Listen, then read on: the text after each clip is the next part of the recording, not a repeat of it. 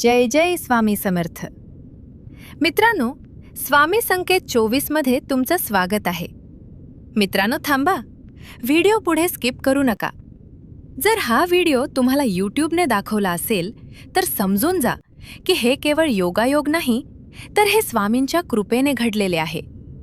पण सावधान, अनेकदा असे होते की जेव्हा एखाद्याला खरा उपाय समजणार असतो तेव्हा त्याच्या घरातील नकारात्मक शक्ती, त्याचे ग्रहदोष किंवा त्याचे वाईट नशीब त्याला तो व्हिडिओ पाहू देत नाही.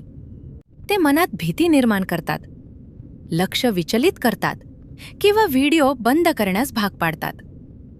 जर तुम्हाला आत्ता व्हिडिओ बंद करावासा वाटत असेल, मन भटकत असेल किंवा काहीतरी अडथळा येत असेल, तर समजून जा की त्या नकारात्मक शक्तींना हा उपाय माहीत होऊ नका आहे. त्यांना भीती वाटतेय की जर तुम्ही हा उपाय केला तर त्यांचे साम्राज्य संपेल.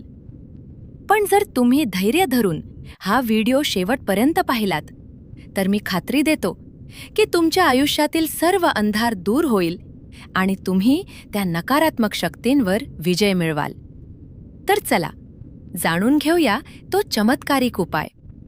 उद्या म्हणजेच 2 एप्रिल रोजी गुरुवार आणि हनुमान जयंती आहे.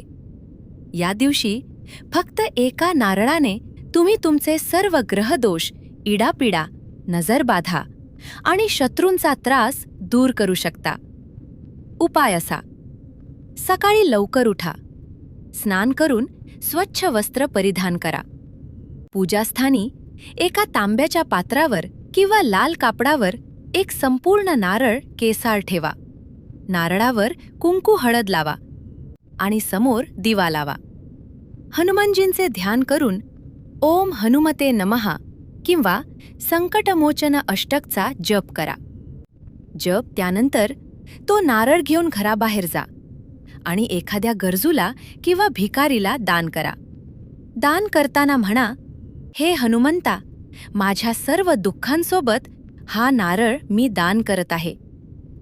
या उपायाचे चमत्कार: 1. घरातील नकारात्मक ऊर्जा निघून जाईल. 2. ग्रहदोषांचा प्रभाव कमी होईल. 3. अडकलेले काम मार्गी लागेल. 4. शत्रू आणि वाईट लोकांचा त्रास बंद होईल. 5. आणि मानसिक शांती मिळेल.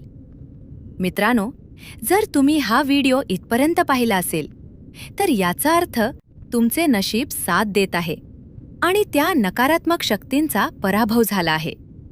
आता फक्त एकच काम बाकी आहे. कमेंट बॉक्समध्ये मोठ्या आवाजात लिहा, मी विजयी झालो, जय बजरंगबली, जेणेकरून इतरांना देखील धैर्य मिळेल आणि त्या नकारात्मक शक्तींना कळेल की आम्ही डगमगणार नाही. व्हिडिओ आवडला तर शेअर नक्की करा. कोणाचं भलं होणं पाप नाही. आणि अशाच शक्तिशाली उपायांसाठी स्वामी संकेत 24 चॅनलला सबस्क्राईब करा. तर भेटूया पुढील व्हिडिओमध्ये. तोपर्यंत स्वतःची काळजी घ्या आणि स्वामींना लक्षात ठेवा. श्री स्वामी समर्थ. जय जय स्वामी समर्थ. अवधूत चिंतन. श्री गुरुदेव दत्त.